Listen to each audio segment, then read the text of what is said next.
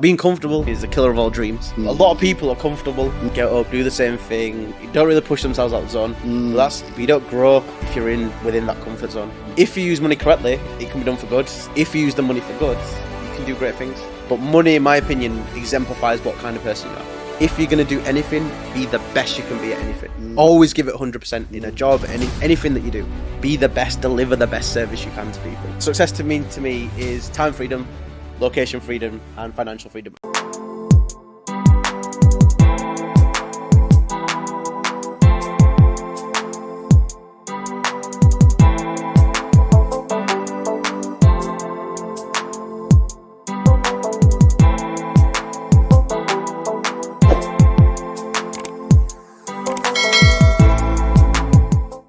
Hello and welcome to another episode of the Need to Succeed podcast.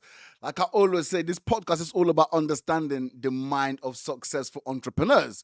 Because oftentimes what happens is you can get two people who go through the exact same situation. One person decides because of this situation, they have to go on to become wildly successful. And the other person decides because of the exact same situation that they can no longer achieve the things that they want to achieve. Same situation, different outcome. What is the difference in the mindset of these two people? That's exactly what we look to uncover on this podcast. And today we have got an absolutely incredible guest. I was just saying to him earlier on, I don't know what happened, but one day, all of a sudden, you came into my life and it's like you've not left since then. He is absolutely everywhere. He is incredible at what he does, working with some incredible names in the industry as well. Ladies and gentlemen, please join me in welcoming Joe Taylor himself.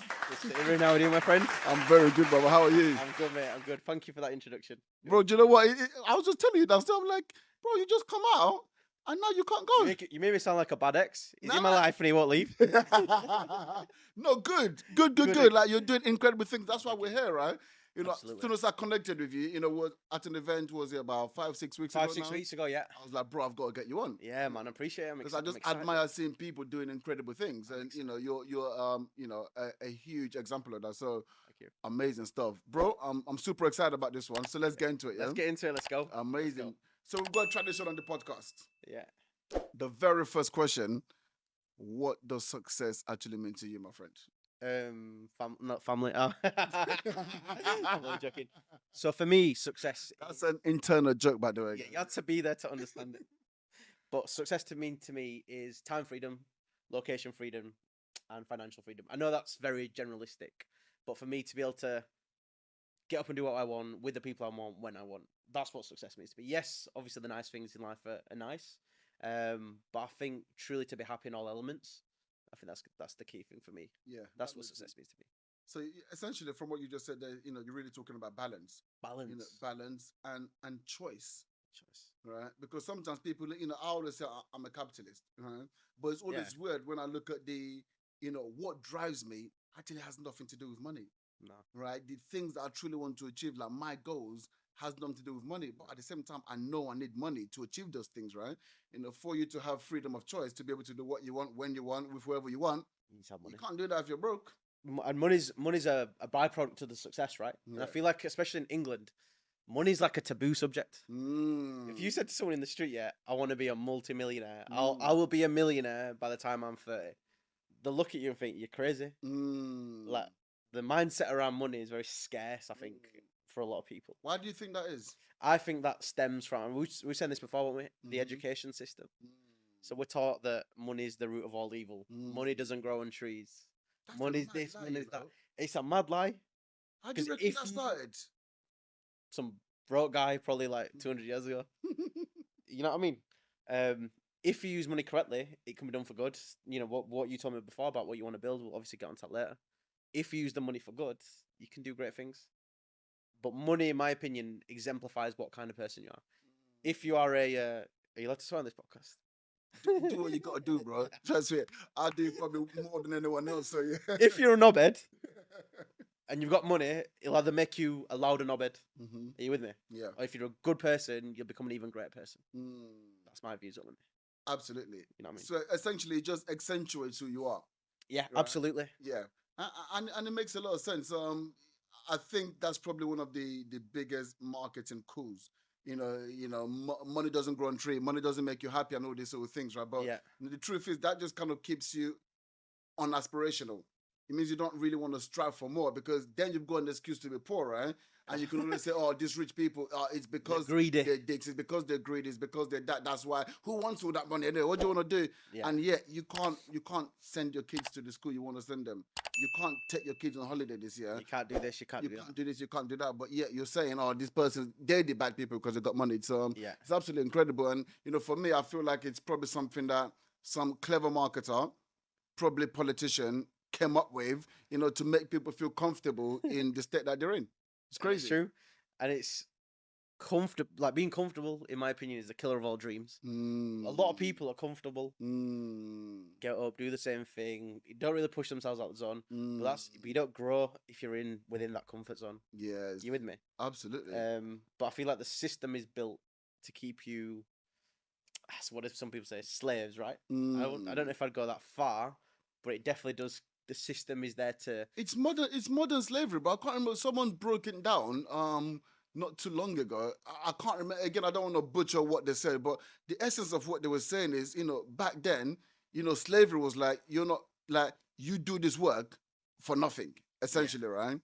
But now we feel like we're getting something, but we're getting just enough to allow us to get by, where we're still dependent, on the person who's actually handing us the food, right? Because slaves, they had to work hard, but they still had to depend on the masters individual to still feed and all of these sort of things. Absolutely. But now we get a little change, so we feel like we're free because we're getting paid for what we're doing, but you're just getting just enough to get by, where you're still dependent on the master anyway. Absolutely. But then, not everyone can be entrepreneurs. Absolutely. That's the reality of it. So there has to be employers and employees. Absolutely. It's just the way of the world, right? 100%. And on the contrary, I think I've said this before, entrepreneurship sometimes is too glamorized, especially with social media. And I've said this before, and I think it's true that we all want, so many people want to be financially free, but then they don't understand the cost and the sacrifice and the stress that you go through as an entrepreneur. So I feel like we need to be careful to not too over glamorize it, in my opinion. Yeah. I don't know. To be honest with you, I hear exactly what you're saying. But freedom, or financial freedom, doesn't have to come with entrepreneurship. Like, it's not only entrepreneurs who are like financially free. Yeah. Do you know what I'm saying? Because you can still work and do the thing that you love and have passion. Because I know some people who don't want to have their own business. No, of course. Right? They want to do their own, but they have that autonomy because of what they're earning, the place that they're working. They've still got the flexibility. They can go on holidays up to an extent when they want. Because of, they've planned it and the bosses don't have an issue with it. But then on the flip side, you've got obviously employers who, you want to take a holiday and it's like you've just sworn at them or something. Yeah, of course. Right? So there's a lot of that as well. It depends on the company and I guess the boss, right? Exactly. That's each individual. Exactly that. Do you know what, bro? Like, I know I'm going to enjoy this conversation, but I want to get to understand you a bit more. Be me as a person, Yeah, because what we talk about in this podcast is, the real learnings, the real teachings. It's not in all of this success that you've achieved, and I'm really happy for you because you have done a lot of great things. Thank you, right? I appreciate that. So congratulations on that. Thank you, mate. But I feel like the learnings is really going to be in your journey, decisions that you've made, how you've overcome certain adversities, and all of that, right?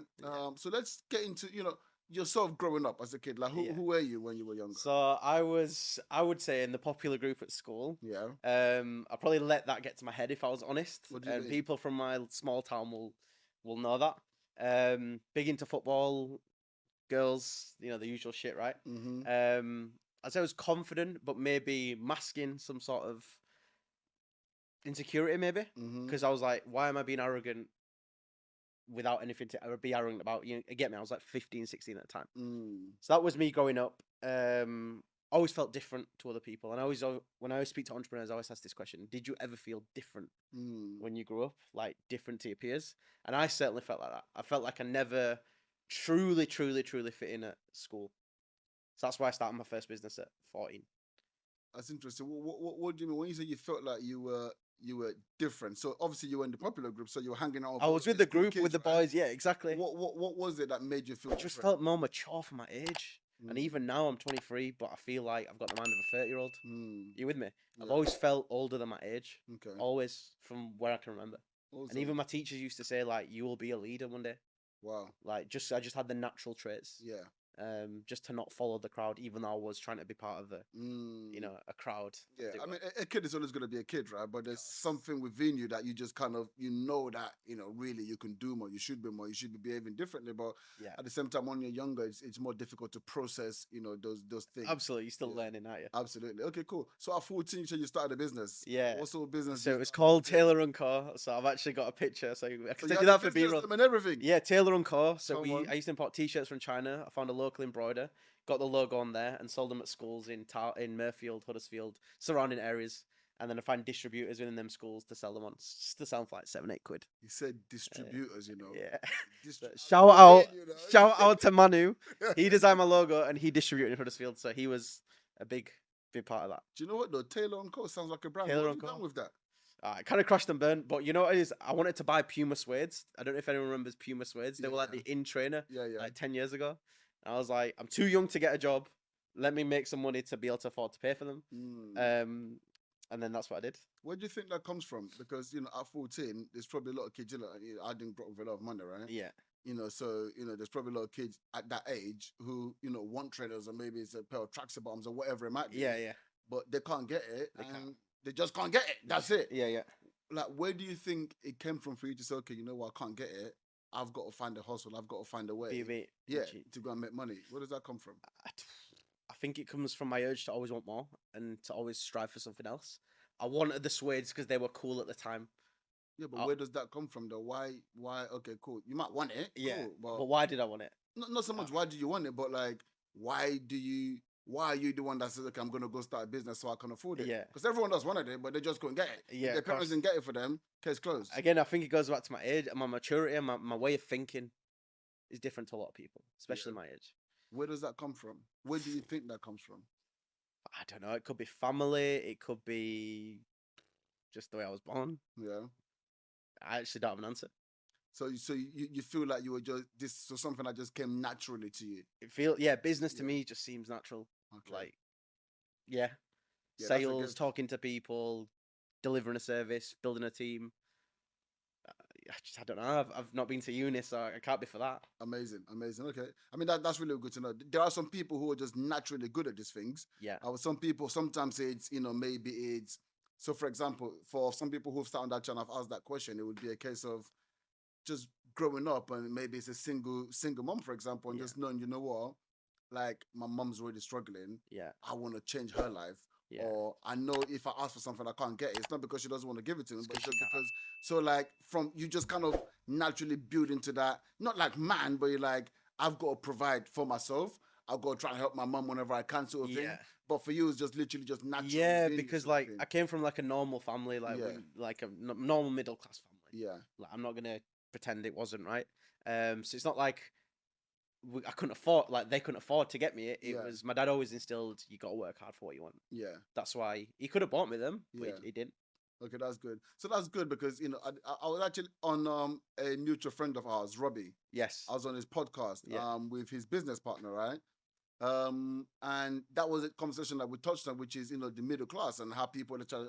Well, you know what, middle class, and Yeah. it's a lot easier. I was like, listen, my daughter is not gonna know what it's like to grow up how I grew up. Yeah. I don't want anyone to try and take away from her the things that she's achieved just because she hasn't had the same. That's why I work hard so she doesn't have to, right? Absolutely. I feel like sometimes because I'm a big fan of Eddie Hearn. I don't know if you're into boxing. Yeah. Eddie Hearn. Yeah. But I'm promoter. But his dad was a multi-millionaire. He grew up in the bloody mansion. But when I look at the things that he's been able to achieve, in boxing now, he's superseded his dad. But a lot of people are calling him like silver spoon, all of these sort of Yeah. things. So sometimes it can actually be often more difficult if you come from a privileged background course it to can be. have that entrepreneurial streak. Because why are you doing it? Why are you doing it? And this is the thing about these like trust fund kids. Do they value as much money as someone that's come from nothing? Mm-hmm. Arguably not, because they've always had that way of life, having the luxury things, having an easy life. Yeah. Was always it was their norm. When it's not your norm, it's like you've got that desire to want it. Absolutely. Absolutely. And so you feel like, so actually that kind of comes to my question, which is it's parenting, because your dad be. could have just bought you those Puma suedes. Yeah. And then case closed, you don't start your business, Yeah. you got what you want, and Yeah. we'll move on, right? Who Yeah. knows who you become today? Yeah. So how much do you place who you are today on your upbringing? Huge amounts. My dad's got his own business. I kind of grew up around. I remember going to like business events when I was like 16 with my dad. Wow. So having that influence definitely helped me. Yeah. As I said, he never said this is it for free. Yeah. I'm going to expose you to the opportunities. You got to take it. Incredible. So I think growing up is a massive part. Like having a good household can either increase your chance of success or hinder your chance of success. Absolutely. But if anyone wants it bad enough, I feel like you can get it. 100%. Yeah, so that's my answer to that, really. Brilliant stuff. Brilliant. Okay, cool. So 14. Yeah. You've got Taylor & Co. Yeah. You're making some change. Making some change. Okay, you got Give my sweaty change. Yeah, you got distributors. Yeah, so how does that kind of what does that transform into? So you know what? I gave it up because the year 11s at my school. So I was in year 9 at the time. Yeah. And I remember walking through my local town. Again, Mayfield, small town, anyone that knows it. It's that closed-minded community. And there was once a tweet about me. So, because we used to do photo shoots in the woods, like with the tops and that. But this makes me feel old, bro. You're talking about tweeting in school. I'm like, Twitter wasn't even a thing when I was in school. I was like, what people Yeah, you're old. You're old now, you, bro. Knocking on 40. But yeah, we did a photo shoot in the local woods. And I remember that someone did like a mock version of it. And they called it Swag, Fag and Co. Obviously, at school. That hurt, bro. That hurt massively. That went around the whole school on Twitter, and people were taking the piss. And people used to like shout "Swag, Fag and Co" in the corridors, walking through town. And you know what I thought? I got defeated. I got defeated by people. Yeah. I'll be honest. Yeah. It was never going to be a massive business. It was never going to be a massive business. Yeah. It was, you remember when tie dyes were big back in the day? Yeah. It was like tie dye t-shirts. I knew it was never going to be anything massive, but I just wanted to make a bit of money. How did that make you feel at the time, though? Because obviously you said you'd done the branding. You were getting distribution coming into the country, and how did that kind of make you feel at the time? What, when it was going well or when it was going bad? No, when it was going bad. When you first saw this tweet. I just thought, I was still young in it, so you're still playing around with your emotions, aren't you? Yeah. Looking in hindsight, I shouldn't have given up. Yeah. But when you're 14, 15 at the time, it's like, of course, it's obviously going to affect you because you want to fit in, don't you? You don't want to be that weirdo. Yeah. And I was in essence that weirdo. Yeah. Which goes back to the point of not fitting in. But I definitely learned a lot. Okay. Even just negotiating with the embroider. Yeah. I was like, look, I'll bring you these t-shirts, give me the hoodies, we'll do all this kind of stuff. What's the best deal you can do for me? Amazing. And you were doing this at 14? Yeah, my mum used to drop me off at the embroider. I used to go meet him and take the design, and she'd drop me back home, and we'd wrap it up, we'd tie-dye it together. Yeah. And then I'd distribute it on the weekends and send it to Manu and other people. Well, honestly, them at school. I've literally got a picture. I want you to put that on B-roll. Yeah. So I've got a picture of me with the beanie and with the t-shirt looking nice. Let's do that. Okay, but just as we're unpacking this, I can just see the value and the importance of the support that you had, right? Absolutely. Like your mom, driving you here, dropping you off, you doing your thing, coming to pick you up. Like, it's so important, like, to have support from, people who are like your biggest cheerleaders, right? Yeah, absolutely. And this is the thing, if you've got an environment that's not supportive, it's gonna make it a lot harder. Yeah, and I think, as I said before, if you want it bad enough, you can get that. But definitely, it does depend on how well you brought up and what your parents are like. Because if everyone's saying, "Nah, you shit, you're not going to do this, you're not going to do that," psychologically, it's going to get into your head. But if you've got people that are like, you know what, let's try this. I'll take you here. I'll do this for you. You're more likely to succeed. Absolutely. As long as you've got the need to succeed, right? The need to succeed, absolutely. There we go. Don't forget it. Okay, so that's awesome. So that business kind of comes, comes down in a way that you weren't happy about. You decided to, fold it up. Yeah. What would you say were the lessons that you took from that? So number one is, I would say, social media. So I was marketing them through Instagram. Yeah. Instagram was that big one. So the power of social media, which obviously is still what I do today. Second thing I would say is, and I probably didn't listen to my advice, don't care what other people think. So I learned to be more resilient in essence, because I wasn't probably resilient enough. Yeah. Because if not, I'd have carried on, right? Yeah. And then the third thing I would just say, just be and do you. Like, you're always going to either piss some people off and you'll be, people's fans in other ears. But just be yourself and do you, I think, is super important. Amazing. I think those are great lessons. First of all, we're 2023. If you're not on social media, what are you doing? Where are you? You don't exist. You don't exist. You could be the best business and you could just be the world's best kept secret because the best marketed business wins, not the best business. Absolutely. Right? And the it's all done reality. on this. Exactly that. Exactly that. You spoke about resilience, which is so key, and being yourself as well. So I think those are really, really, three really key tips that Yeah. your 14-year-old self Yeah. realize, and imagine cracking that at 14. That's massive. Yeah. So what happens next? So did you go to college? So I went to college, Yeah. studied Spanish and business. So I'm half Ecuadorian, so I speak fluent Spanish. You're cheating, basically. You already spoke Yeah, Spanish. basically. You just wanted to get an A. I rocked up and I thought, you know what, I'm gonna get an A. Let me try getting it star. So I did that, and yeah, so that was 17 till 18, and then obviously went to Tanzania at the end of college. I was gonna go to uni. Yeah. Deferred my sport. I was gonna go study international business at Newcastle. Wow. But then I thought, actually, why don't I do business? And that's when I started. EJ Events was my first proper company. Wow, that's interesting. So you left college. You were Left meant to college. go to uni to study business. Yeah. When was that? 2018. So that was 2018, yes. And then I obviously broke up with my girlfriend, which I told you about before. Yeah. Went to Tanzania, Yeah. came back, and then that's when I started EJ Events UK. Interesting. So you got your masters in Tanzania.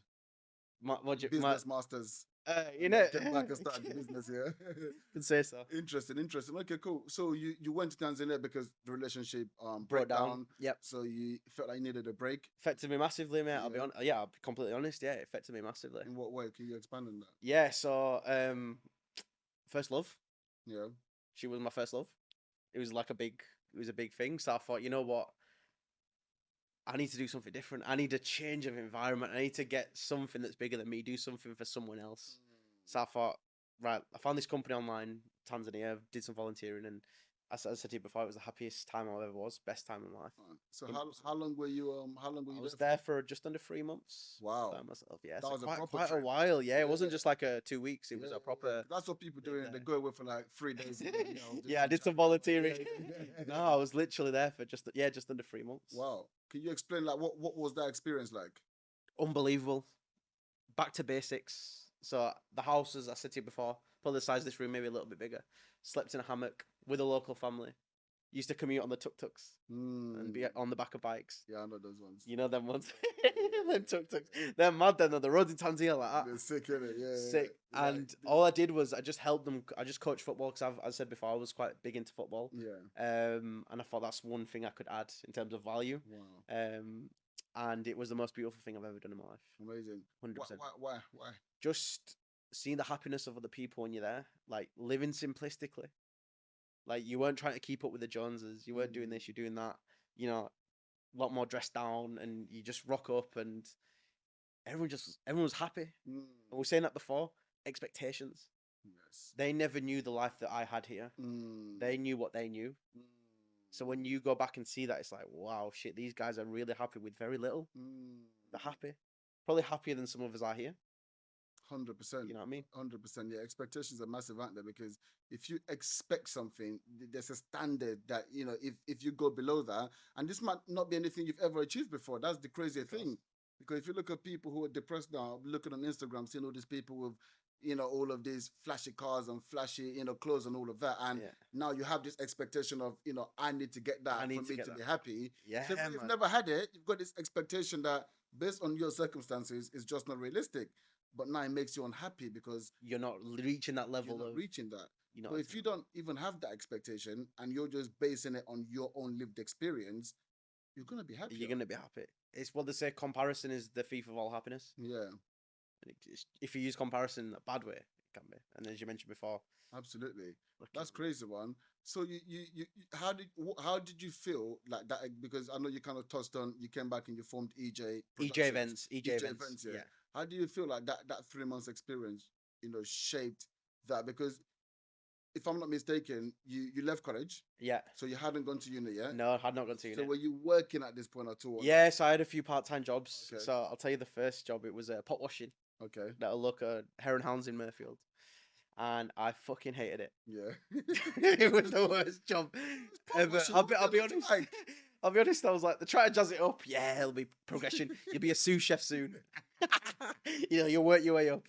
I was like, yeah, I'm in. I was like, pot washing can't be that bad. So I was like 17 at the time.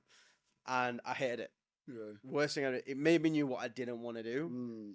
But there's one thing, and I say this to everyone I ever meet, the one thing the chefs or my boss told me, which was, if you're going to do anything, be the best you can be at anything. Always give it 100% in a job, anything that you do. And that always stuck by me now. Like, be the best, deliver the best service you can to people. It's a great and you'll thing. get rewarded. Why did that stick with you though? Because again, I know that I've actually worked in the kitchen as well. Yeah. I've done what you're talking about. I don't know. Did they have like the machine thing? Yeah, so it's like the machine when thing. you spray, yeah, you have the spray. So you spray it first. It can't be solid. Then you put it in the thing, and it was like a big drop down, and then you've got to pull it up. Exactly, get the steam, and then you pull it up. And the thing is, bro, you know what was worse? I was always on till finish. So when you're on till finish, that means the kitchen has to be spotless. Yes, I know exactly what you you're get me? about. You do the mopping down, everything. Everything, bro. The tops and. So when I used to come in, the geezer would just obviously just leave it, because he'd leave at 5, and I'd start 5 till finish. Yep. Pounded up. That shift is not the one, bro. And the heat, bro. Yeah. The heat, mate. Oh my god. I hear you. Oh, bro, it was savage. I hear you. Bro, I literally know what you're talking about. I worked in that kitchen as well. There was one in Cambridge, Homerton College. So yeah, I did that. So the point I'm making is I know what you're talking about, because chefs do always speak in that manner, right? Yeah. I think it's probably just because of the nature of their job. The nature of the job. So they always speak in that manner. So they always said, that same thing to me as well. But why did that stick with you? Because again, let's be honest, the points in our life where many people have said this kind of thing. So yeah, of course. Some people that just bounces off. Yeah, man, of course. Right? But at 17, why did that stick with you?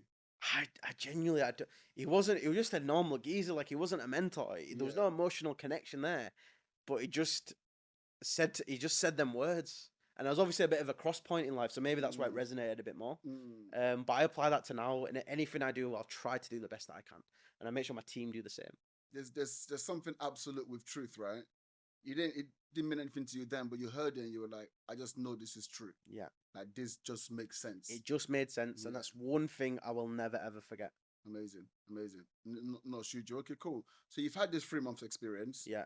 And you're leaving. Do you remember how you kind of felt when you were leaving? Tanzania. Yeah. Oh, leaving to go to Tanzania. No, yeah. Leaving Tanzania. Oh, leaving Tanzania. Yeah.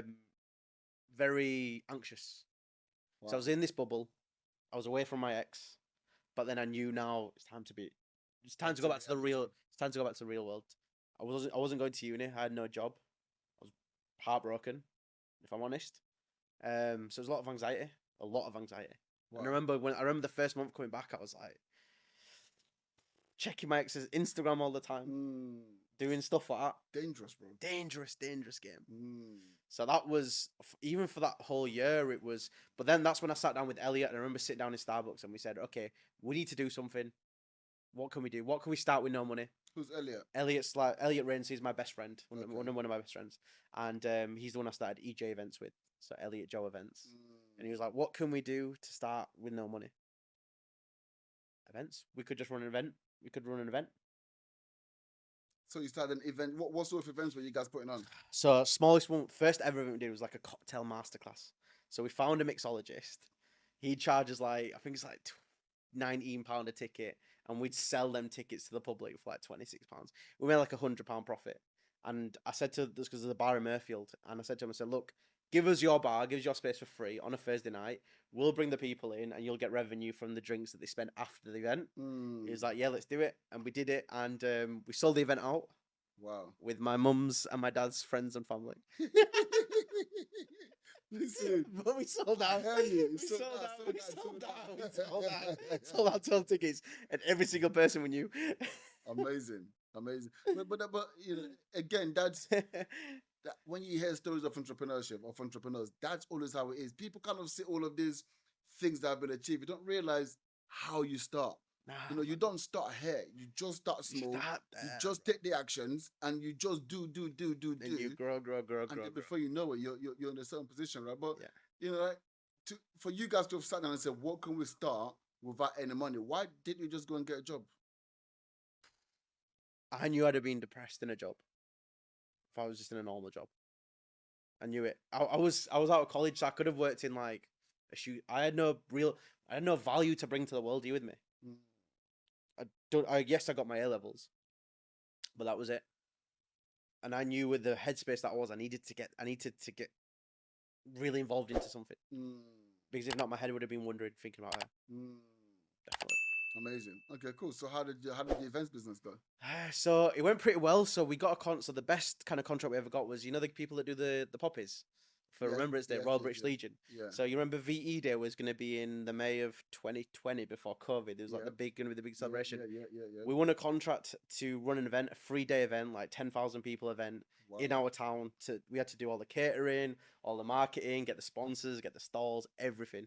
And that was like how many people event had you done up to this point? So we've done a few events. We've done like a few small weddings. We've done a few masterclasses around the area. Okay. We'd staffed a few events as well. So we're like a bit of a staffing agency. Mm-hmm. Again, the staff that we brought in were people that we knew. Like, shout out to Lucy and Will. So they were two people from Murphy. I was like, look, they had a bit of bar experience. So look, we need to fill a bar. Do you want to come in? So that was pretty cool. And then just little stuff like that, quite small scale events. And then obviously the big one was that contract that we won in 2019 to 2020. Incredible. So that went on. So and obviously COVID hit, didn't it? Yeah. So we had to cancel the event, unfortunately. Oh man. Obviously events industry just went.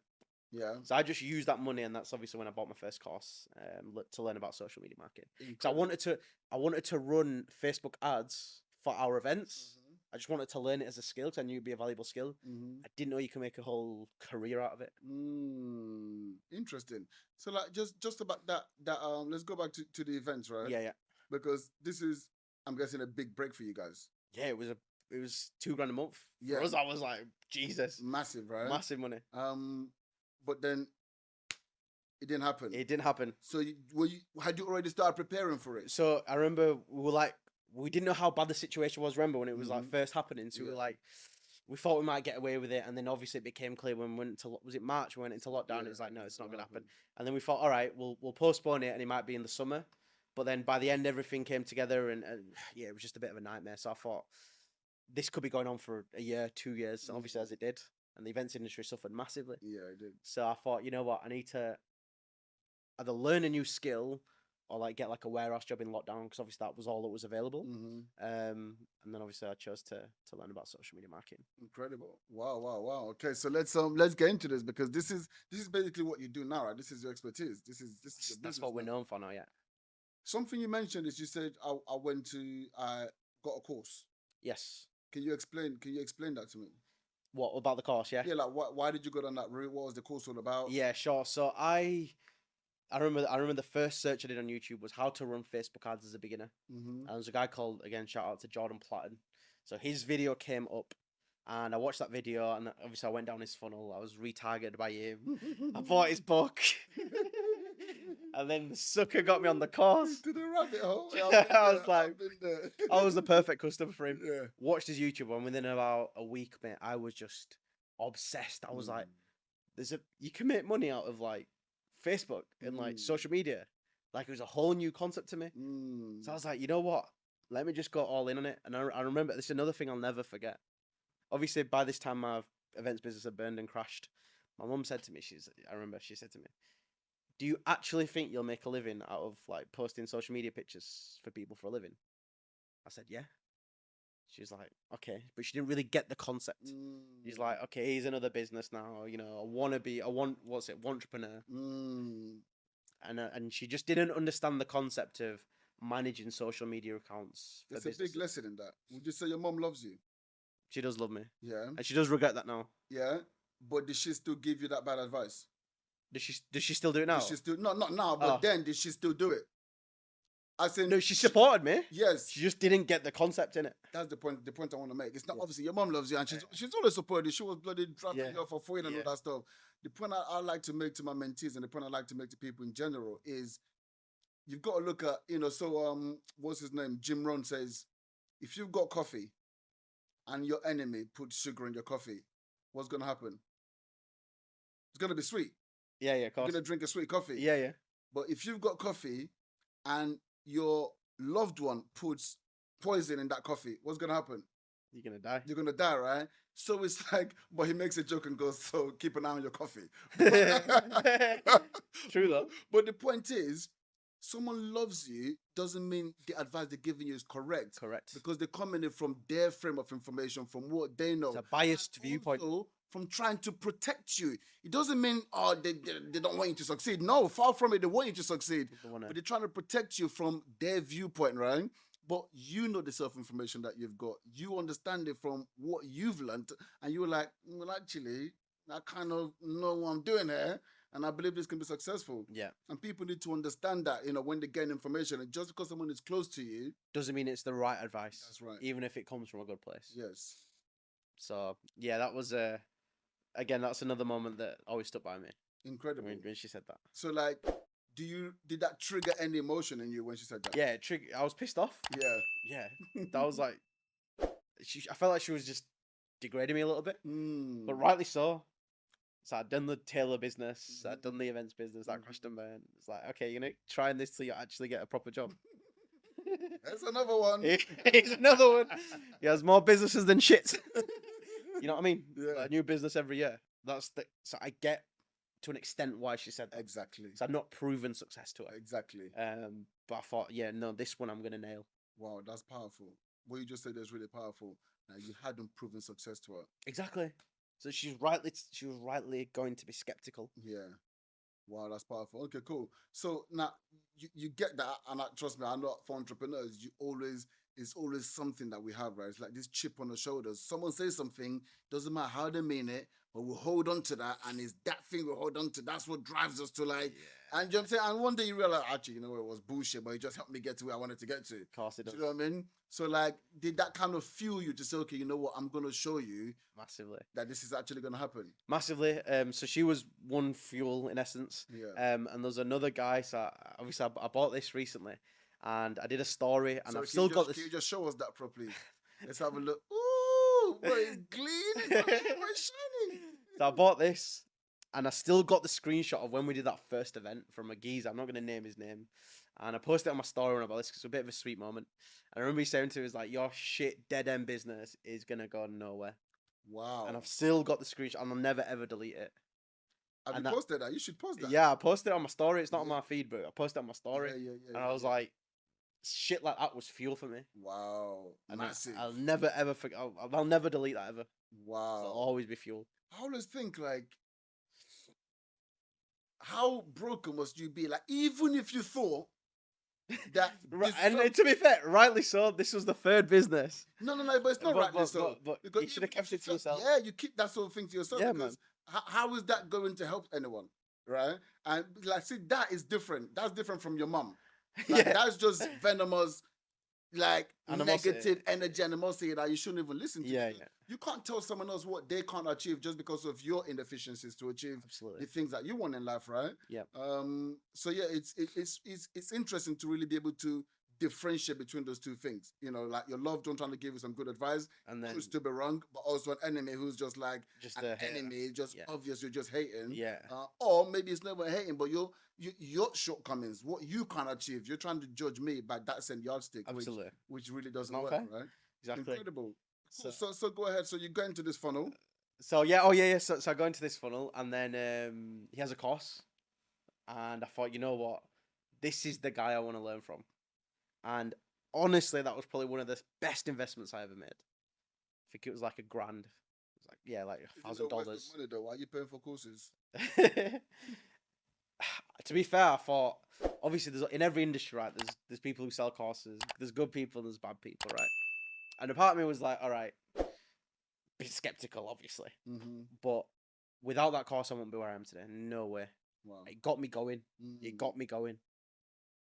That's incredible. Because the reason I say that is I'm a massive, massive believer in mentorship. Yeah. Massive believer in it because, like they say, success leaves clues.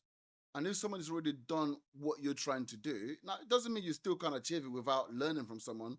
You still can. Absolutely. It might take you a lot longer. It probably will take you a lot longer. Yeah, definitely. Of course it will. But someone who's already done it and they're just saying, well, don't turn left. Now turn right. Trust me, left is a pothole. It's not a good look. Just turn right. I've done that. I've been there. And I dived in there. So now I know right is the right direction to go. It just means, okay, cool, I get here, I turn right, and I've just saved myself like 6 months. Yeah. Right? So, for me, it's not, I don't look at those things as a cost. Like you used the word, you said investment. Yeah. Right? It's an investment. It's an investment, yeah. Absolutely. And the thing is, as humans, we like to get instant gratification, right? Mm-hmm. If we spend 1,000, we want to make 10 grand in 2 weeks. Mm-hmm. You with me? So it hurt, but I knew if I was persistent with it, it was proven to work. I just had to follow it. Amazing. And that's what I did. And what was that? What was that journey been like? Past 3 years have been the craziest, best journey in my life. I genuinely love what I do. Like, love it. There's been ups and downs, which we can obviously go into later. Staff do me over, clients not paying, losing clients. I was going to touch loneliness. On that. Yeah, there's definitely been ups and downs. There's been times I thought, you know what, fuck this. This is just not for me anymore. I mean, let's touch on that because there's one thing you've paid your grant now. Yeah. You've done the course. Yeah. Now we're gonna make money. Now it's time to make revenue, right? Yeah. So like, what Who was my first client? Yeah. Yeah. So again, shout out to Mr. Stephen Pardo, who's actually now my mentor. So he's a property investor. I was gonna say I know that name. Yeah, you might know him, Stephen Pardo. Yeah. So he posted a post on Facebook saying he's looking for Facebook ads to fill his commercial office building with to fill the rooms out with business owners as tenants. And I said to him, look, let me try. I've just done a course on Facebook ads. Can't guarantee I'll be any good, but let me give it a go. We took his occupancy from 60% to 92%, got him like 182 leads over like 12 weeks. Got a sick video testimonial from him, and that's where it all started. Incredible. I leveraged the hell out of that. Incredible. You probably saw it on my Facebook, on my Instagram, on my website, on my phone. Amazing. But My that's CV. what it's about, though. Yeah, exactly. You got to leverage, as you said, leverage, right? Yes. Got to leverage. Okay, brilliant. So you get that, and it's such a massive lesson for any entrepreneurs out there. Is you went in, very honest. Yeah. I've just come off a course. Now a lot of people won't say that. Yeah. A lot of people will try to make themselves like an expert that they aren't, right? Yes. You said, here's it, but let me try. Let me try. And as a result of that honesty, you were given the opportunity, and the results that you've gotten actually has now given you the leverage to be able to go and say, hey, I'm the man. I can fill your offices. I can do this. I can do that. Absolutely. And that's a great lesson because people want to come in and be charging this, but actually you got to deliver value to the marketplace first. Absolutely. Once you do that, the marketplace will reward you. You got to cut your teeth. The retainer was, I think it was like a couple of £100, 300-400 quid. Yeah. Max. In the agency world, that's not massive. Yeah. But I knew I needed to start somewhere. Amazing. So that's where I had to start small. That's incredible. Okay, cool. So you've got your first deal now. Yeah. You've got the results. Yeah. You're blasting the testimonial everywhere, right? So what happened? So what I did was I focused on building my personal brand. So I've been documenting my journey since 2020. Posting exactly what I'm doing, posting who I'm with, posting what results we're getting, and that again has been the most valuable thing I ever did. Posting my journey on social media. Like documenting the process. So documenting the process, because it plant seeds. It's like know, like, and trust, which I spoke about at the event. What I do for my clients now is what I've been doing for 3 years. And I remember did my first live, Facebook Live. Man, I used to get physical anxiety. Thinking, shit, I need to do a live. Bro, there's probably like 2 people watching anyway. I had no audience. But just the process of doing a live and being live on camera used to shit me right up. And I remember I did one, and it took me 3 attempts to like start the intro. Like, kept mumbling, right? Yeah. And I learned to love it. Like you learn to love it because you improve and you get better, and over time it becomes more natural, right? Yes, I did my live in it, and it used to just cripple me up. I used to find it so hard. And then I got invited to do my first webinar, which was in September or October of 2020. Shout out to Danielle Bell, who's still a client of ours as well. She gave me that opportunity to speak to her mentees, her audience, and I just delivered a presentation on Facebook ads. And again, it was so nerve-wracking. I think people underestimate when you're speaking to an audience, it can be daunting, right? And then it literally just kept growing and growing and growing since that point, really. Wow, incredible. So you spoke about some difficulties because again, you've been on social media. Absolutely. You documented your process, but a lot of times, people only show the good stuff on social media because growing a business, like there's just things that it's just not written in books. When you're getting your first employees and you're bringing them on, even the interview process, how do you interview? Yeah, man. How do you manage people? And all this is like yesterday, I'm just a normal geezer. Today, I'm bloody an employee. I'm hiring people and all of this stuff. So, I mean, how was that experience for you? So I got my first member of staff in the 21, and it was quite daunting, very, very daunting, because now you're not only you relying on yourself, someone else is relying on you. And I remember I used to get a bit of what's the word? Yeah, it used to make me nervous. The thought that I'm supporting someone's livelihood. You with me? Yeah. And but for the first year, I ran the business just out of the bank account. Like, so one of my mentors asked, how do you track your numbers? I said, I look what's in the bank, and then I look what's gone out the bank. Like, there's no P&L, nothing. Like, it literally just ran like that. And then I obviously got my accountant, and now I've dealt with accountants, solicitors, and no one trains you for this shit, man. Like, no one trains you for it. So it's just been, I've grown up massively and quickly. Yeah. So the first client who didn't pay, what was the story on that? And how did you deal with that? So what was the first client? So he wanted to terminate the contract, but obviously it was within his it was out of his cancellation period because we do 30 days. And it was within that, and he just wouldn't pay. So we tried to charge the card on Stripe, nothing. Then I had to take it to small claims courts, nothing. So I thought, you know what, I'm just gonna leave it. So that was a bit annoying. But we don't really have that issue anymore. How did you feel about that? I thought, we've done this work for you for the month, and you won't even give me the respect to pay us for what we've done. Fair enough if you want to leave, you want to end the contract. Fair enough, right? But we've done the work, so at least we need to get recompensated for it. But I try not to take it personally. Some people just move like that in business, unfortunately. How do you not take it personally, though? Good question. Good question. How do you not take it personally? Because if he views me like that, he probably views other people like that. Maybe that's just his morals. Like, that's a question of his morals. So it's probably not just me that he's doing that to. It's probably other suppliers, other people he does business with. That he's got that tendency not to stick to his agreement, not to stick to his word. That's important. I always say, it's difficult if you're a value-driven person to sometimes start to get this darkness come over you because you've just been fucked over so many times. Yeah, you put this hard exterior on. Yeah. But you need to realize, that's a representation of them, and not of you. You should never allow that to change who you are as a character, right? Absolutely, couldn't agree more. Wow. And then you also touched on employees kind of doing you over. Like what happened there? So this happened this year. Yeah. So it was in end of January.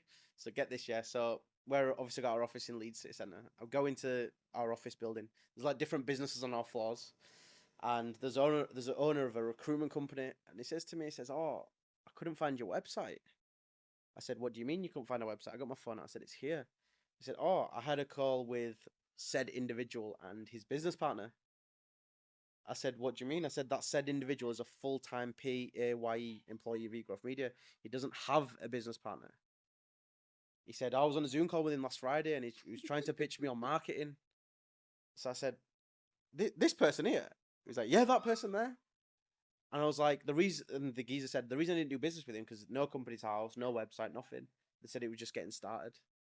So then obviously at that point I knew. So my right-hand man basically was setting up an agency, trying to steal clients right on my doorstep. Wow. And that was probably the hardest 4 weeks in my life. Yeah. Yeah, massively. Was he a business partner or just? He had no shares in the business. He was an employee, but I'll be honest, he was very good at his job. Yeah. But, and I said this to one of my friends, I'm a quite warm person, right? I like to get friendly with people, and I think I got too friendly with him, and that person took advantage. And it was a massive learning curve for me. I was overexposed and over leveraged. What did you learn from that? I learned that employees are not friends. There's a difference between being friendly and being a friend. Another thing is people take advantage of kindness sometimes. And the third thing, I was looking at that person's background. I could see they'd come from a troubled background where it was like doing over, and let's say the parental situation wasn't great. And I thought, okay, maybe the way I hire, I need to find out a bit more about them as people before I bring them on. And that could have been a reason why he had this mindset that he thought it was okay to do that, to still be paid and create a business in his own time. And not even tell me, look, if he'd have said to me, he said, "Look, I want to start my own business," I say, "Okay, great." Obviously I wouldn't be over the world. I won't be jumping up and down. But at least at least have the integrity to tell me. I'd say to him, "Okay, look, give me 2 months. Let's find someone else." Yeah. And then you can exit out the business. Yeah. But don't do it behind my back and me only find out through that other person, because you were never going to tell me. Yeah. It's all about how you move, your morals. But I know that person, if that person operates like that, he's going to operate like that. And he's not going to get far in business. But now, nah. That's actually a massive lesson. Like, Massive. you've spoken about your actual recruitment process, asking different questions. Because a lot of time we want to talk about people's experience, but getting to understand the person is so important. I remember watching, Suits. I've heard of it. I've never seen it. And Harvey Specter, if you don't know about Suits, you need to know about Harvey Specter. Yeah? So Harvey Specter was speaking to Michael, who's like Mike, who's his like understudy, whatever. And they were talking about poker, and it was playing poker for a company. It's like, bro, he's a lawyer. Like, it's not even your company. What do you mean you're gonna gamble someone else's company? And he's like, I'm not playing poker. I'm playing the man. Like, I'm not losing to this guy. Yeah. Because I know him. Do you know what I'm saying? Yeah. So it's really understanding the person when you're recruiting more than their expertise And or what they've got on the training. CV or Exactly what uni that. they went to. That's a massive lesson. But just for the audience watching, what would you say? You made a distinction between being friendly and a friend. What were the things that you would say you were doing that crossed that threshold? Yeah, good question. So first thing was having him on my own personal social media, which sounds weird because we're a social media agency. Yeah. But one thing that I learned was to don't have your team on your personal social media. See what you're doing, see what your life. Okay, if I'm traveling there, working, for example. So that was the first thing, having on social media. Second thing, I used to give him like little bonuses for doing like little things, which yes is good in a sense, but I think he thought, okay, he expected a bonus, and that's just because I wanted him to win as well. He obviously was getting his salary, but we brought on quite a big deal, and I said you'll get a decent size out of this, which I think he thought, all right, I've got this guy where I want him. Felt like a boss. Yeah, exactly. So yeah, they're the two things, and then just being over leveraged. I was way over leveraged, way too dependent on him. And then obviously when everything started to come down, it was crazy. That's a massive one. Being over dependent. It's a very, very easy mistake as entrepreneurs we can get into, because that's why we start a business, for freedom. So when you get a superstar coming, you're like, I can rely on this person, I can lean on them, and I can do all of this. And it makes sense, but at the same time, you need to know every single thing about your business, what's happening. So if that person walks out tomorrow, you can pick up and do it. You can easily slot in and do Absolutely. it. Yeah. Absolutely. Amazing. Honestly, bro, like it's been a really great conversation. I genuinely feel like there's so much more to go. But literally, I know you're strapped for time and stuff, but just listening to you speak then, when I think about, you started the business, just before 2020. It was 2020. It was in 2020. In 2020. Yeah. And you're talking about we're in this office space in Leeds and all that. That's incredible, bro. Really, really good growth. Thank you, mate. And that obviously in your field, that only comes from results. That is literally the only way to go. If there's ever been a more results-driven industry, it's yours. So you're clearly incredible at what you do. Yeah. So massive props. And I know for sure that you're only getting started. You're only getting started. I feel like we are. The sky really is the limit for you. Yeah. So massive well done there. We've got a tradition on the podcast. So we've had the first one. Yeah. And we've got the final one, which is the final question. With everything that you've done so far in 2020, from 2020 to now, you've now got the rollie. Yeah. So today, what remains your need to succeed? To keep me mentally stimulated. If I took my foot off the gas now and chilled, what would I strive to do? That's not a life meaningful. You can have the Rolex, you can have this, you can have that. But that's just a material thing. So I think for me, it's to keep me driven and to focus on something. But when I bought this, the other day, I actually had a moment where I thought, right, what's next? So I needed to sit down, and I need to sit down and think, okay, what's the bigger vision now? We've got that material thing that you wanted for years. What next? What's the bigger vision? So I think that's what it is for me. I need to keep moving and keep stimulated up here. Amazing. Honestly, that makes a lot of sense to my friends. Joe Taylor. Thank you so much for having me, my friend. Thank you very much. Is that good, yeah? That's absolutely incredible. Thank you very much. Thank you, mate. Cheers.